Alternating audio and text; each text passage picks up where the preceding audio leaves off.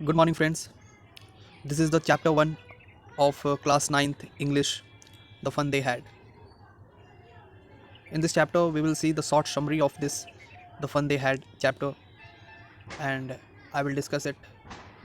My name is Ayush Malik, and I'm going to discuss the very first chapter of your English book, The Fun They Had. So, let us start.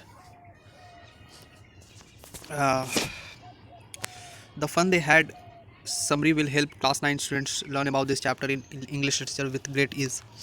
यदि आप N की book को अच्छे से पढ़ेंगे first chapter the fun they had को, तो ये स्टोरी बिल्कुल सिंपल लैंग्वेज में लिखी हुई है, एकदम आसान भाषा में लिखी हुई है। आप आसानी से इसको पढ़ सकते हैं, इसके लिटरेचर को समझ सकते हैं।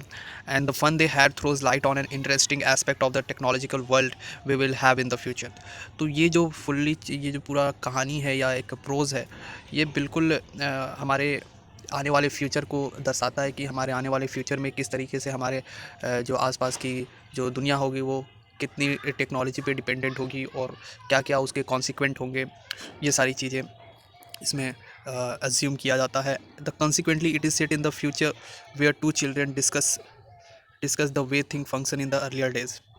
तो इसके अंदर क्या होता है कि दो बच्चे होते हैं, दो चिल्ड्रेन, जो अपने एक दूसरे से डिस्कस करते हैं कि पहले के समय में, मतलब आजकल के दौर में किस तरीके से सारी चीज़ें होती थीं, और उनकी बातें करते हुए वे एक दूसरे से इसकी बुक्स के बारे में चर्चा करते हैं कि पहले के समय की बुक किस प्रकार की हुआ करती थी। पेपर्स के बने होते थे, टेली बुक्स के नहीं बने होते थे, टेली बुक्स के नहीं होते थे, जो कि फ्यूचर के समय में पेपर वाले बुक के बजाय टेली बुक्स का इस्तेमाल होता था। उस हिसाब से वे सोच रहे थे।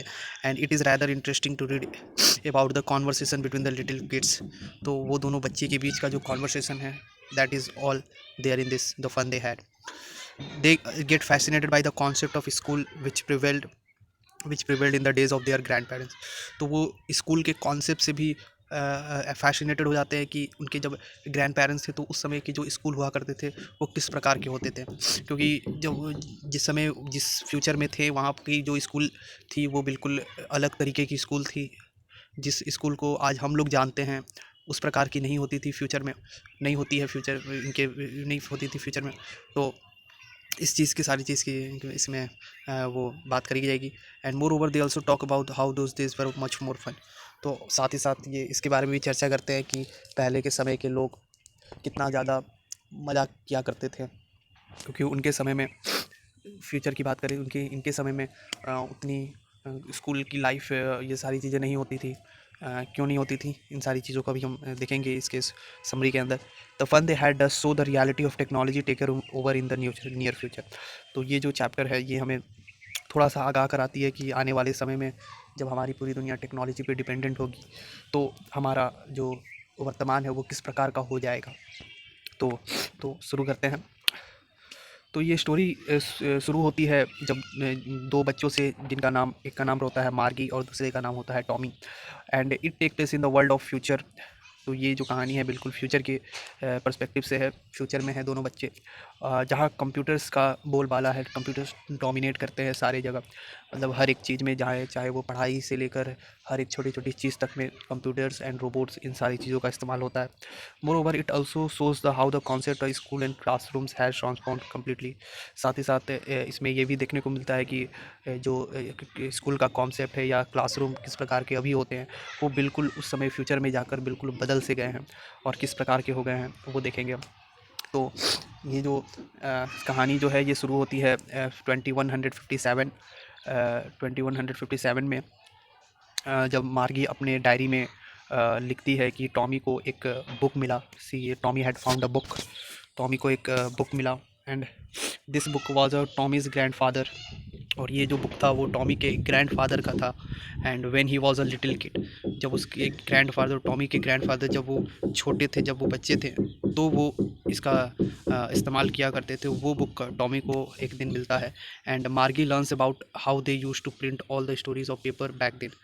तब मार्गी को देन पता चलता है कि किस प्रकार से पहले की जो बुक हुआ करते थे उसमें सारे जितने भी चीज़ें हैं वो प्रिंटेड रहती थी, पेपर्स पे रहती थी। Further they read the book themselves and find the feeling of turning pages over rather funny. तो आगे वे दोनों बुक एक साथ स्टडी करते हैं, रीड करते हैं, और उनको पेजेस टर्न करना एक अपने आप में फ़नी सा लगता है, क्योंकि उनके समय में इस तरह का बुक नहीं हुआ करता है। और it was funny because they were not in the habit of reading still words. ये इनके लिए फ़नी इसलिए होता है क्योंकि वे इस प्रकार के जो बुक्स होते हैं वो उनके प्रचलन में नहीं होते हैं, जहाँ वर्ड्स बिल्कुल एक जगह स्थिर है तो बिल्कुल स्थिर है, and only once in motion that too on a screen. तो उनके समय में बुक्स टेली बुक्स हुआ करते हैं, जिसमें वर्ड्स टेलीविज़न स्क्रीन पे और जो कि मूव करते रहते हैं उस प्रकार के। तो स्टिल वर्ड्स को, रुके हुए वर्ड्स को देखकर वो थोड़े से फ़नी सा उनको लगता है देखकर। We learn that in the future there are no books and only telebooks. तो आने वाले फ्यूचर के अंदर में जो है कोई भी किसी प्रकार का बुक नहीं होगा, सिर्फ टेली बुक से ही होंगे। They store them in TV sets and computers. और इन टेली बुक्स को वे या तो टीवी में स्टोर करके रखते हैं या कंप्यूटर्स के अंदर स्टोर करके रखते हैं। After that it takes an interesting turn when they discuss school. तो इसी प्रकार वे उस बुक के बारे में चर्चा कर रहे होते हैं, तो अचानक से किसी बात पर उनका डिस्कशन स्कूल पर होना शुरू होता है। तो वे स्कूल के बारे में डिस्कस करना शुरू करते हैं। Then Margie learns that the schools were very different back then.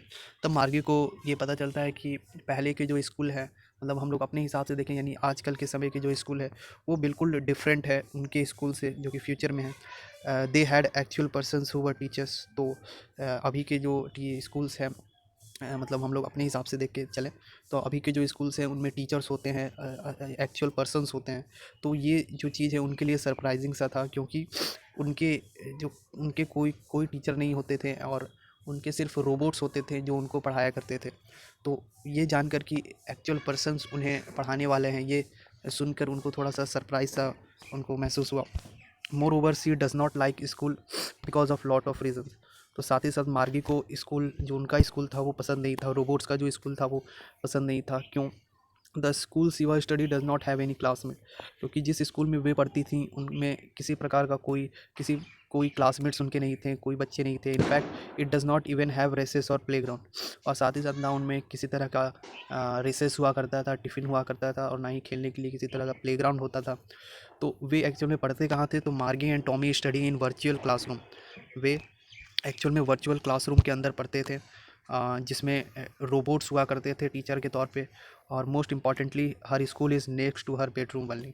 और सबसे महत्वपूर्ण बात ये कि उनकी जो स्कूल थी वो और कहीं नहीं, उनके घर में ही थी, और वो भी उसके बेडरूम के जस्ट बगल में। It is a room full of electronics, robots and gadgets. तो ये इनका जो रूम था वो बिल्कुल गैजेट्स का गैजेट से भरा हुआ था, इलेक्ट्रॉनिक डिवाइसेस से था, रोबोट्स सारे थे उस रूम के अंदर जो उनको स्टडी के लिए मदद करते थे। The computer software teaches her everything. तो कंप्यूटर के जो सॉफ्टवेयर्स होते हैं वो उनको सारा चीज़ समझाया करते थे, पढ़ाया करते थे। When Margie attended her school after learning about the earlier ones, she started wondering। तो जब मार्गी अपने स्कूल को कंप्लीट करके फिर वापस आती है और सोचती है, तो वो पहले के जो स्कूल हुआ करते थे उनके बारे में सोचकर वो वंडर करती है कि काश हमारा भी इस प्रकार का हुआ होता और हम भी इस तरीके से स्टडी करते। When she start studying she can not help but think about the earlier days.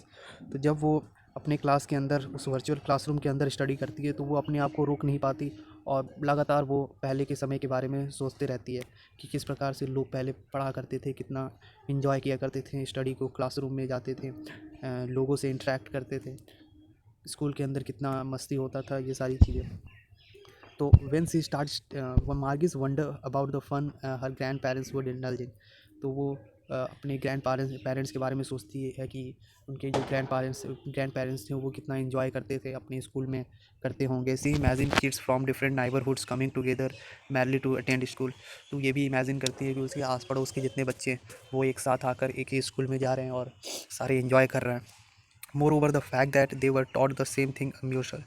तो साथ ही साथ ये भी बात उसको थोड़ा सा चकित कर देता है कि सभी बच्चे जो हैं उनको एक ही चीज़ सिखाई जाती है, क्योंकि उनके स्कूल, उनका जो वर्चुअल क्लासरूम था उसमें हर स्टूडेंट के लिए अलग अलग तरीके का होता था, उनके इंटेलिजेंस के ऊपर उनकी पूरी स्टडी और सिलेबस हुआ करती थी। लेकिन ये इनको, जैसे उनको पता चलता है कि सारे बच्चों को एक ही चीज़ पढ़ाई जाती थी पहले के समय में, तो उनको ये चीज़ अम्यूज़ करती है। And it was because everyone would help each other out with the homework. और ये इस बात को भी सोचती है कि कितना अच्छा हुआ करता होगा उस समय कि एक दूसरे जो बच्चे होते होंगे वो एक दूसरे की मदद करते होंगे अपने होमवर्क्स को कंप्लीट करने में। दस and in the end she is left wondering about the fun they had. तो इसी प्रकार से कहानी का अंत हो जाता है और वो उन लोगों के बारे में सोचते रहती है कि कितनी मस्ती वो किया करते होंगे उस समय के दौरान। तो ये था एक शॉर्ट समरी इस चैप्टर का, द फन दे हैड। तो इस द फन दे हैड का क्या कंक्लूजन है, तो इसको हम लोग सम अप इस प्रकार से कर सकते हैं कि this chapter throws light on emerging technology and how it is overtaking the world. तो ये जो चैप्टर है ये हमें दिखाता है कि आने वाले समय में जो हमारी टेक्नोलॉजी है वो किस प्रकार से इमर्ज कर सकती है, किस प्रकार से बढ़ सकती है और हमारे पूरी दुनिया को किस प्रकार से बदल के रख सकती है। दस इन the near future it would not be surprising if teacher were replaced by robots. तो आने वाले फ्यूचर में ये हमारे लिए अचंभा वाली बात नहीं होनी चाहिए कि स्कूल के अंदर अब उस समय स्कूल के अंदर टीचर्स ना हो के रोबोट्स बच्चे को पढ़ाएं। So this is all the summary of this the fun they had. Thank you very much. If you like this video, please like and subscribe to this channel. Thank you so much.